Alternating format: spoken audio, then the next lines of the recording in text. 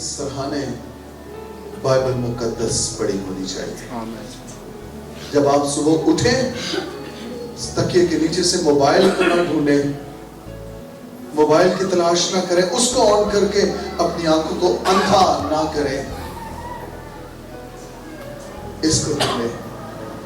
Bed پہ carpet پہ گھٹنوں کے بل ہو جائے, کھولیں اسے اور پڑھنا شروع کر دیں. آپ کا آغاز اس کتاب سے ہونا چاہیے, اس کتاب سے ہونا چاہیے. یہ کتاب آپ کے گھرانے کے لیے مبارک ہوگی, یہ کتاب آپ کے خاندان کے لیے برکت کا باعث ہے. اس کتاب کے وسیلہ سے آپ کے بندھن ٹوٹیں گے.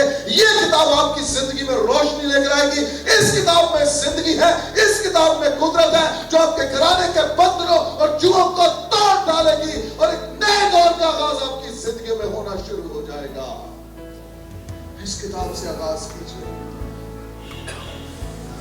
رات کو فون بند کر کے سوئیے, آف کر کے سوئیے, اور جب آپ بائبل پڑھ لیں, دعا کر لیں, فریش ہو جائیں, خدا کے ساتھ آپ کا کنیکشن بن جائے, تب جا کر اپنے فون کو آن کیجئے. کیونکہ آپ کو پتا ہے پھر وہ آپ کو اپنی تحویل میں لے لے گا اور آپ کو اپنے سرکل سے باہر نکلنے نہیں دے گا.